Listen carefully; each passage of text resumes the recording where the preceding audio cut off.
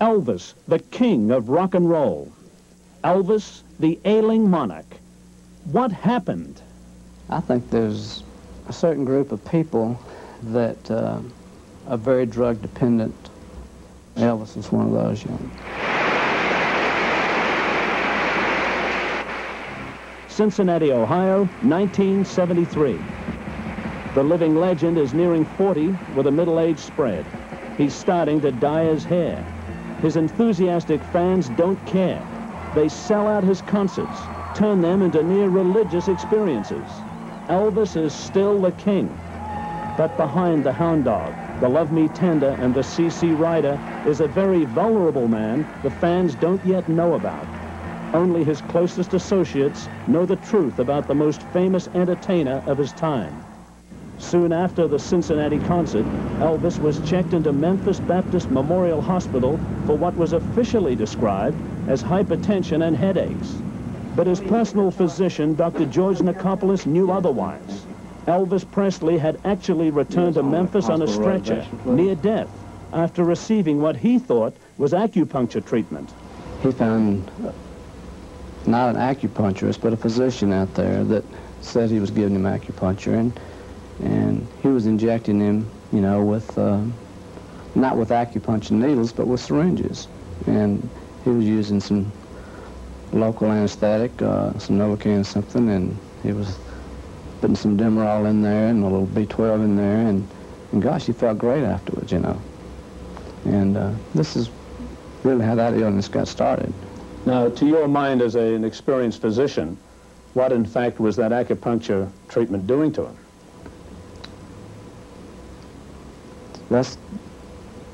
That was the time that one of his most serious illnesses that he had. I mean, he'd had so much cortisone and so much Demerol in the shots that he'd become addicted to Demerol at that time, and he was... How serious was the acupuncture incident? Was he near death? He was near death then, yeah. The image Elvis Presley projected to the world was one of talent, of charm and charisma. His closest acquaintances saw something else, his shyness, his insecurity. Elvis had become the king, but it was from the humblest of beginnings, a child of the Great Depression, born in poverty in 1935 in a two-room frame house in Tupelo, Mississippi. Elvis adored his mother Gladys, who encouraged his musical talents. And it was to please her that while working as a truck driver in Memphis, Tennessee, the 19-year-old Elvis visited the Sun Records studio to make a do-it-yourself record for her. The studio manager eventually invited him to try out professionally, and the modest Sun 45s soon became rows of solid gold and platinum hits. The first superstar of rock and roll had arrived, and soon moved into more fitting surroundings. Graceland, paid for and maintained by the sale of an unparalleled 800 million records. Graceland is still revered as a shrine by millions of fans, and the rooms of the once most intriguing private home in America are open to the public. The curious and the adoring can debate the Elvis taste in interior decorating. His basement TV room in the Gordy's 50s style. The game room wrapped around in colorful curtain. The jungle room, a grotto of the grotesque, where a reclusive Elvis recorded his later albums. And the all-seeing eyes of the closed-circuit television cameras used by the king to monitor his court. The Smithsonian Institute came to Graceland to design the trophy room to reflect the achievements of an entertainer without equal in the history of popular music. Dr. Nichopoulos came to Graceland again and again during the final years because of another side of Elvis Presley, his constant temptation to reach for the security blanket of drugs. I became very conscious of it after the acupuncture. I mean, I felt like that if he could get sucked in on that so easily, you know, that he was a sitting target for anybody that wanted to play games with him. It was right after that, you know, after the acupuncture, after he got well and started working again, that I'd find him going to different areas of the country, wanting to get something for pain or something for this, because I didn't think he ought to have it. When you say he went to different parts of the country, would he just pick up and go? I remember on one occasion in San Diego,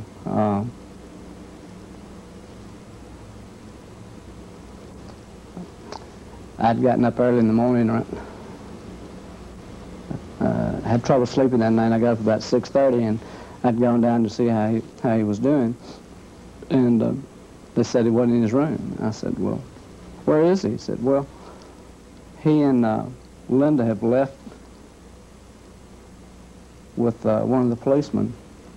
I said, well, where'd they go? Oh, we don't know where he went.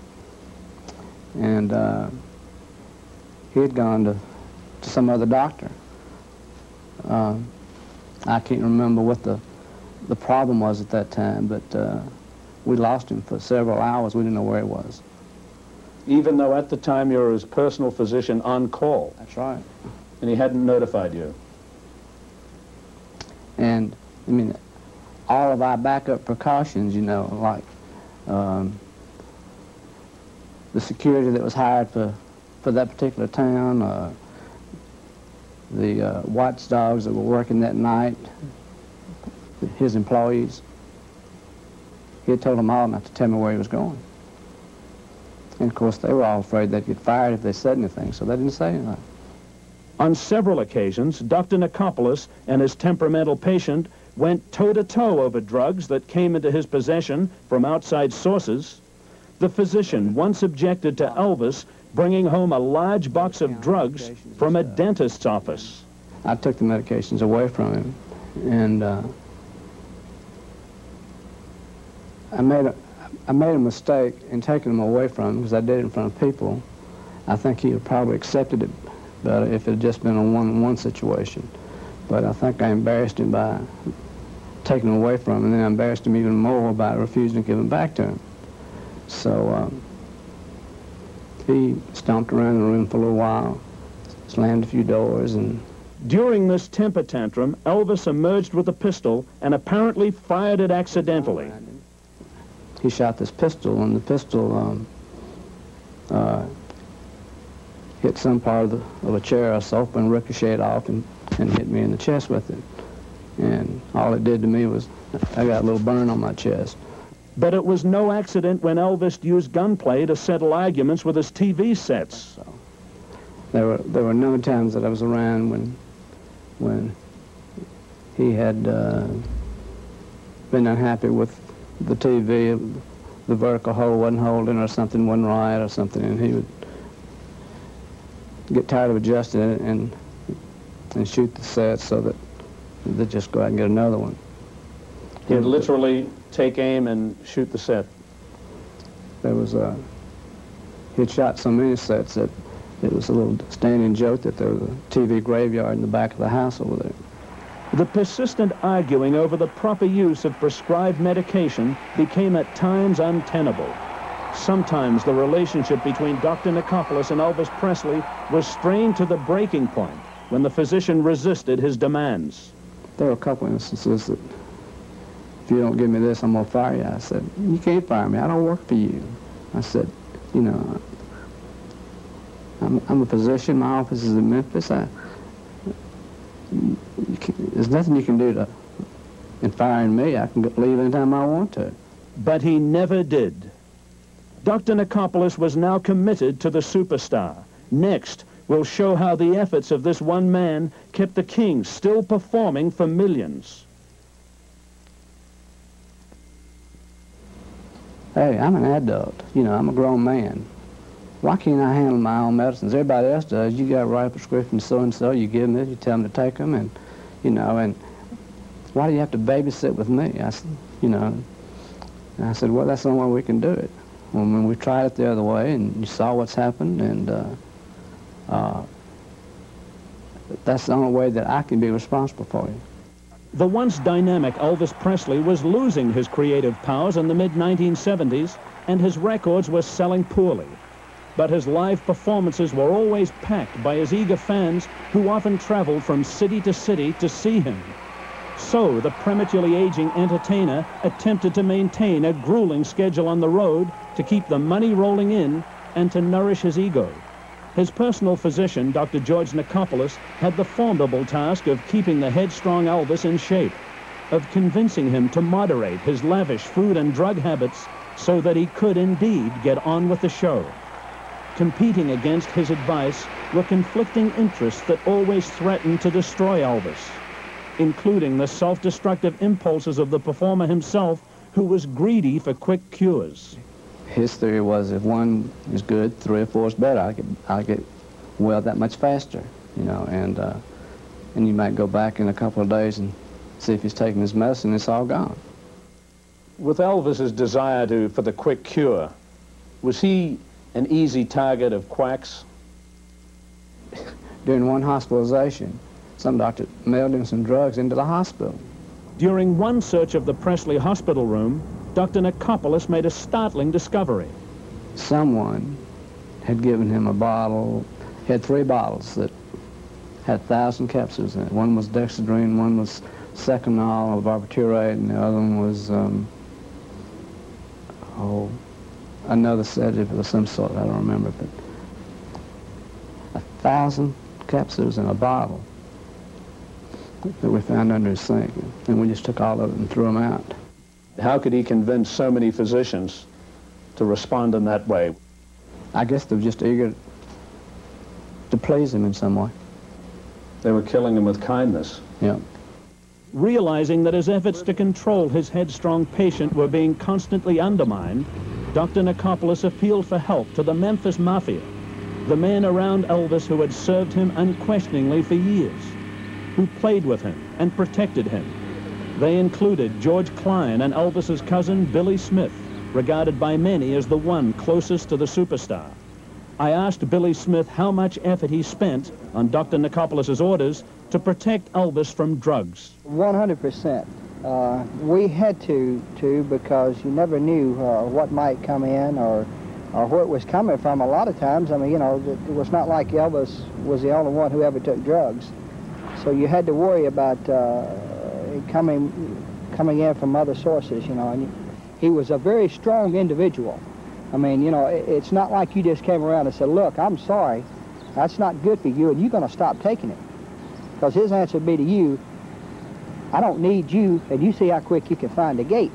So what do? You try to reason with the man, you know, and a lot of times you succeeded, a lot of times you didn't.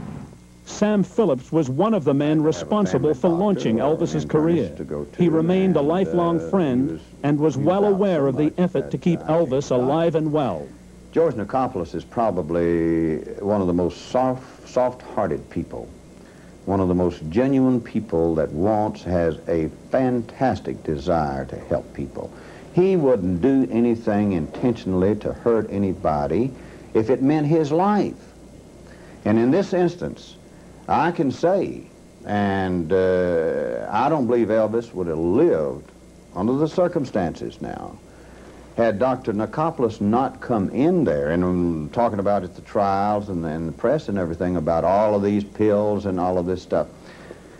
He was probably caught in the toughest situation that I know of, that I've ever heard of. Elvis Presley's erratic behavior and explosive temper tantrums may have benefited from psychiatric treatment, Dr. Nichopoulos believed, but the patient preferred a chemical answer to his problems, not a mental one. There were a few times that after that first detoxification that the doctors that usually run these clinics are usually psychiatrists, and so I thought this was an opportunity for the psychiatrist to try to find out something about Elvis and find out what his makeup was and what was motivating him to do certain things, and 2 or 3 visits to his house, and he said, I don't want them to come out here anymore. He says, I know what they are, and I know what they're trying to do, and I don't want them out here. The enormous stress generated by his energetic performances was seen to be at the root of Elvis Presley's medical problems. He feared rejection, and so psyched himself up with drugs at times that he injured himself on stage. Dr. Nichopoulos appealed over and over again to the entertainers' managers to reduce their demands upon him and plan less exhausting tours. But Tom Parker and the others sharing in Elvis's success were suspicious of the physician's intentions and were indifferent to his arguments. It was hard to convince his management that this was better for him, that although he loved performing, he could do so much of it, and then it produced stresses, and a lot of his problems were because of the stresses that were produced. And, you know, I even talked to his father and tried to explain to him that, you know, that he needs to cut down on what he's doing, that he's pushing himself, and he's requiring more to keep going, and it's going to do him in one day. Dr. Nichopoulos got so frustrated by their indifference that he declined to go on a Texas tour. Presley performed so poorly at a Houston show that half the audience walked out, and management realized that Elvis without Dr. Nichopoulos would be a disaster. I think it was right after the Houston event that, you know, that he called and said that they discussed it and they would appreciate that, you know, if I'd reconsider, and because he couldn't continue booking him and canceling tours and this, the rate they were going, and that they would have to just give the whole thing up if I couldn't go on the tours, and that he did see the need of someone being there. Elvis Presley remained under the spotlight and under stress until the end of his life. Next, we'll see how the spotlight and the stress turned on to Dr. Nichopoulos. It's frightening to think that you devote so much time trying to help somebody and to go through so much, not only time, but the worry and frustrations that you go through and what it's done to everyone, to suddenly backfire on you, and to think that you were just a script writer, and that I was doing this for financial gains and not in good faith. Elvis Presley craved physical contact with his fans to the end of his life. He played 10 cities a month despite his obviously deteriorating health that shocked the less fanatical of his following. 2 months after this last performance at Indianapolis in June 1977, the King was dead. That news released an outpouring of grief that engulfed Presley's Graceland home. Fans stood vigil at the gates, mourning their superstar as kin who in his life had realized the fantasies of success they had harbored. His funeral had the trappings of royalty. The fans wanted to show their respect for Elvis, and they wanted to know what killed him. The first answers came from the Shelby County medical examiner, Dr. Jerry T. Francisco, who announced his findings at a press conference attended by Presley's personal physician, Dr. George Nichopoulos. The preliminary phases of the autopsy have been completed, and the cause of death is cardiac arrhythmia due to undetermined causes. But the official pronouncement was not the end of the story for Dr. Nichopoulos. Just the beginning. The spotlight that had focused on Elvis turned on him. Suspicions that as the superstar's doctor, he was negligent. The autopsy performed on Elvis Presley has never been publicly released by the Presley family. But Dr. Nichopoulos did see it during a later medical board hearing, and here reveals its contents. There were two conclusions. One pathologist at the one hospital thought that his death was due to what he called polypharmacy, meaning poly meaning many, and pharmacy reflecting drugs, many drugs found. The interaction of the drugs? Well, either the interaction of the drugs or the quantity being too high. And the coroner, who also had the benefit of watching the autopsy and who had gotten all the toxicology reports and still felt that none of the drug levels were high enough to contribute to his death. And still the probability was that this was a cardiac problem rather than a drug problem. Dr. Nichopoulos prescribed 3 of the 11 drugs found in Elvis Presley's body at the time of his death, and he had a suggestion of where the others originated. It's possible that the drugs that he had in the system could have come from a couple of people that were working with him at the time, and it's also possible that he may have medications that he had put back at some time or other. It's been almost 6 years since Elvis Presley died, and to this day, many still wonder if drugs were the direct cause. But as Dr. Nichopoulos points out, the public may never know. There's no experimental data to prove that any of those combinations are harmful, but I think it's still a possibility. There's just no way to really know. In 1979, the events surrounding Elvis Presley's death were the subject of an ABC News report. Tonight, Geraldo Rivera on the Elvis cover-up. The report centered on Dr. Nichopoulos. Dr. Nick, as he was called at Graceland, had been a close friend and a member of Elvis's so-called Memphis Mafia since 1966. I'll have a lot to say about Dr. Nick and about some of the other doctors who wrote some of the other prescriptions. Mr. Rivera had accused me of overprescribing, and that I was directly responsible for his death, and that it's frightening to think that you devote so much time trying to help somebody and to go through so much,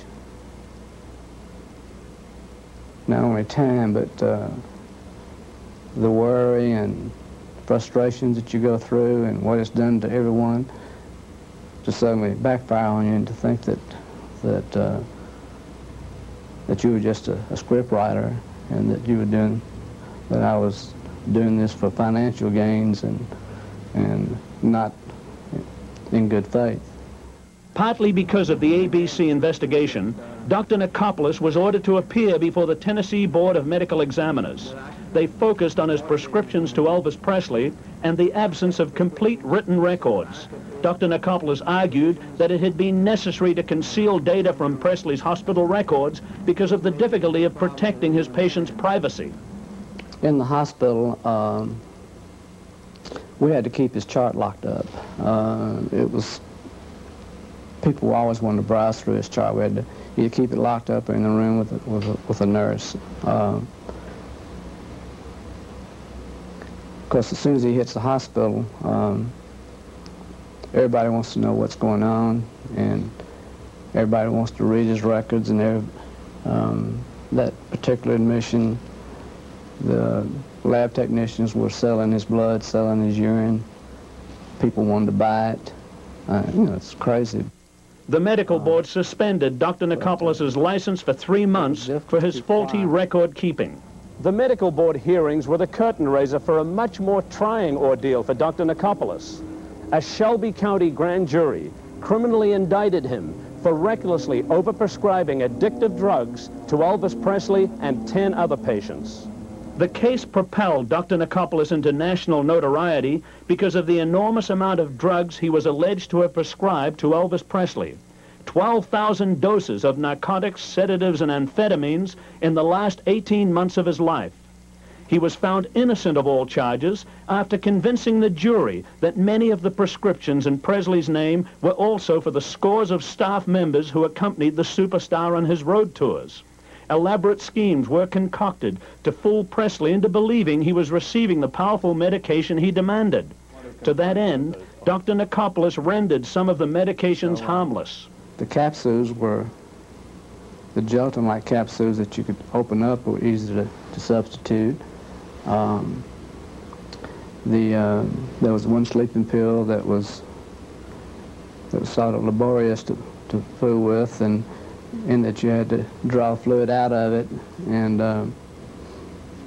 either inject more fluid in it or hope that he didn't feel it to see if it was flat. The medical board hearing, the trial, the public scrutiny, and from some quarters even hatred were traumatic for Dr. Nichopoulos, the son of Greek immigrants who struggled to build up a successful restaurant business and encourage their son to improve himself. The doctor was born in 1927 in Ridgeway, Pennsylvania, and graduated from the Vanderbilt Medical School in 1959. Dr. Nichopoulos was partner in a thriving Memphis medical group when he first met Elvis Presley in 1967. He remains with the group today, still nursing the wounds of a man vilified for doing what he thought was best. Dr. Nichopoulos, when you were brought to trial and you had to appear day after day in the floodlight publicity, how did you feel about that? I guess certainly during the medical board hearings, there was more of a state of shock than anything. You just, there was just so much going on, and it was such a circus atmosphere with so many cameras and lights going on that you just tried to block it out. It just, it had disastrous effect. It just, it put my family under a lot of hardships. It, going through the different trials, the expenses that are involved, the questions that your cohorts might have about whether you really would write those many prescriptions for somebody. It just, affected everywhere you went. People would point at you, or that was Elvis's doctor, and even had a little girl come up in the parking lot, in the hospital parking lot, and say, "You're the doctor that killed Elvis, aren't you?" And there were threats. There was one gunshot. There's just any number of ways that it's just made it very difficult to come back, and without being frustrated, and without bottling your mind up in your thoughts as far as what you're trying to do. It's hard to practice medicine and work on trying to defend yourself for something that never really happened. And I think it's, I think some of it's still going on. I think it's, there's still people that I'm not sure how they feel about it, whether I'm guilty or innocent. So it's been a tough road. Next, we'll take a look at the private Elvis Presley and why his entourage remained loyal during the good times and the bad. I don't think that he expected to be a sex symbol or Mr. Macho or anything, that he was just concerned about whether the people were getting their money's worth from coming to his shows.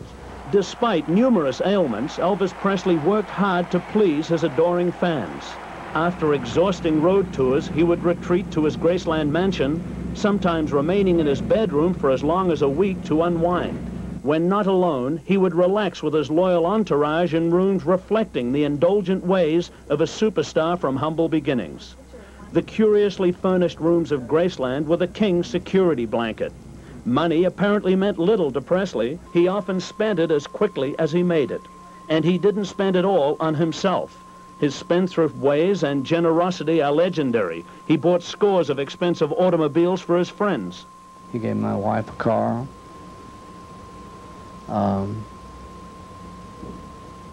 Well, he really didn't give it to her. I think he charged $1 for it or something. And he gave me a car, gave 2 of my children cars, and had gotten a bracelet and several watches. During one concert, he gave away $20,000 in jewelry. This concert footage of a 1974 performance in Dayton, Ohio, captures his compulsive desire to please that lucky fan who caught his eye during the show. Here he signals for a scarf, then goes to the edge of the stage, removes one of his expensive personal rings, and simply hands it over as if it were a 20-cent guitar pick. Elvis's compulsive behavior was also evident in his waistline. He had a serious weight problem, due in part to his eroding health, but also an insatiable appetite. Dr. Nichopoulos recalls one early morning eating binge.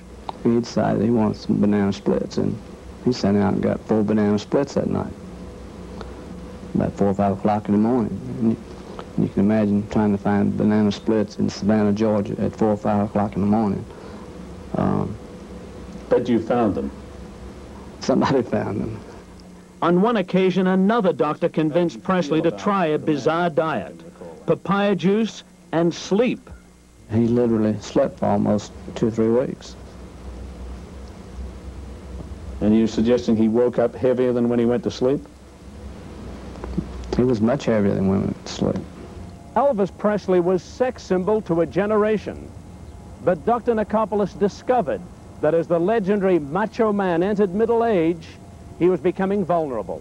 Dr. Nichopoulos himself witnessed a dramatic change in Elvis's relations with women. I'm not sure when that change came about, but I know the last 4 or 5 years, you know, that there was a big change in his sexual drives. Word of the change came from Presley's girlfriends, but there was little Dr. Nichopoulos could do to alter the situation. Did you ever feel that you needed to counsel Elvis on this? I don't think that he would have taken the counseling on that. Dr. Nichopoulos did sympathize with Presley, and he felt Elvis's last girlfriend, Ginger Alden, did not fit the role of companion demanded by Elvis. If he could have gotten that part of his life straightened out, he would have been a lot happier and more content, and not felt that he was stressed. The only woman Presley married was Priscilla. The marriage took place in May of 1967 and ended in divorce some 6 years later. Dr. Nichopoulos says Presley himself knew he was a difficult mate and directly responsible for the breakup. He realized that he was gone a lot, and that was at a time when sort of the macho type figure was prevailing, and he was dating other girls towards the tail end of their marriage, and so that, in fact, I think that Priscilla and maybe a couple of other wives had found, had gone to Palm Springs and found some other girls in the house there with them. So I think that he knew and understood why this had to happen with Priscilla. I think her finding someone that quick to be involved with, and someone... The karate instructor, Mike Stone. Finding someone that soon and getting so involved that in the talk of marriage and this, you know, I think this hurt him. I don't know, I wasn't real sure whether it hurt him because it hurt his feelings that this was bad for his image, or he was sorry that he had gotten divorced or what, but he was partly responsible, directly responsible for the divorce. If women were a problem for Presley, the loyalty of his entourage was some consolation. One member of the inner circle is George Klein, who still travels widely to discuss the Elvis legend and doesn't hesitate to use Elvis records on his own Memphis radio show. We got the king himself at 94 Elvis.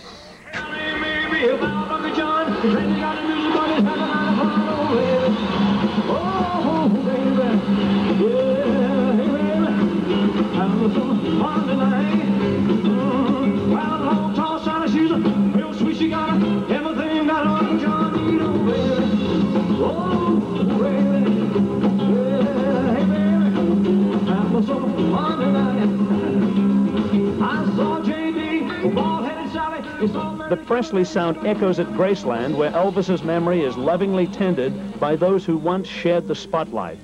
What was it that kept them loyal to the Trouble King year after year? Because we all loved the man. We loved him very much, and we wanted to be by his side at all times, and if he needed us for help, we were there. In my situation, he gave me a chance to see and do things I never would have gotten to ever do in life. And in return, I showed my loyalty to him. I mean, he kind of proved himself to us, and as well as we did to him. So we all became a family. You almost had to. I mean, you were together so much that you had to really care for one another. Even though now we don't see each other as much as we'd like to, but still, when we do, we've all been through it, and we still have that loyalty to each other. Sam Phillips of Sun Records has his own thoughts on why Dr. Nichopoulos refused to leave Presley's side. Now, you keep in mind, Dr. Nichopoulos, in effect, was working for Elvis. And when he got involved in the situation, hey, you're not going to fire your boss, now you can walk out, but when you know the consequences can be that he's going to get drugs, you go on and you suffer thy foot to be removed in order to say, man, there has got to be some way. Placebos, people around him, we've got to some way help the man in spite of himself. And this is what George C. Nichopoulos tried to do. And despite the hard times, Dr. Nichopoulos himself feels he witnessed and was part of something special, something with enormous power. He just ignited so many people, and to watch so many people have that much pleasure, you know, just it was fulfilling to me. And I think that was one of the main things that after I had talked with the minister, that I pointed out to him that, you know, this was someone who could reach this many people in such a short period of time. And I felt like the effects that he had on these people was not just for the evening, but it lasted for a long time. Next, the impact of Elvis Presley's life and death on the man known around Memphis as Dr. Nick. I guess I'm almost like some of his fans. You just don't really feel like he's dead, you know. You feel like somehow, some way that he's going to reappear someplace. On the day he died, August 16, 1977, Elvis Presley and his entourage were preparing for yet another road trip. This tour would take Elvis to cities in the Northeast where he had tremendous success in previous visits. The night before Presley died, Dr. Nichopoulos paid a visit to Graceland and found his patient in good spirits. He was optimistic about the tour and had overcome the personal problems with his girlfriend that had bothered him for several weeks. He was simply anxious to get back on stage, the setting his closest friends said he was happiest. But there would be no tour. At the age of 42, Elvis Presley would die alone in his bathroom sometime between 8 and 2 in the afternoon.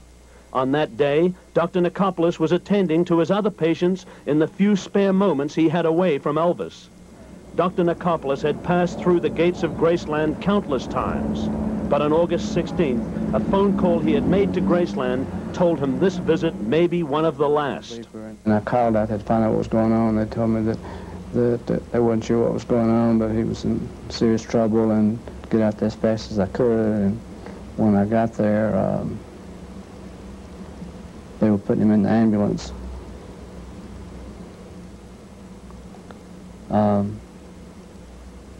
Joe told me that when he went up there that he turned Elvis over, and when he turned him over that he heard some air move, and I thought that if this was true, then there was a possibility that something may have just happened, and that we ought to try to resuscitate him. I should have realized as stiff as he was, and that he'd been dead for some time. The world's most popular entertainer, the king of rock and roll, was dead. His personal physician was shattered. I was really, deeply hurt. So was a nation of fans. The headlines of the Memphis newspapers told the story. One headline reflected the reaction of most who heard the news. It is now almost 6 years since Elvis Presley died, and Graceland remains the stately mansion, resting atop a knoll on Elvis Presley Boulevard. The Elvis fans from all over America, indeed all over the world, who throng Memphis most of each year, prefer to ignore their idol's excessive behavior or to excuse it. Elvis fans by the thousands still come to Memphis. As many as 3,000 a day pass through the gates of Graceland. Presley fans are a different breed. Some even admit that the loss of a member of their own family will not be as difficult to face as was the loss of their hero. Loyalty in the extreme. But Presley fans are also somewhat myopic. They've all read the accounts of Presley's life his family and entourage worked so hard to keep from public view. But most dismiss it as unimportant, preferring to dwell on the good memories they harbor of the king. If you want to talk about Elvis, let's say something good about him. Everyone should think of Elvis Presley as a god, as a beautiful human being, and remember all the good that he did and not any of the bad. I've always loved him.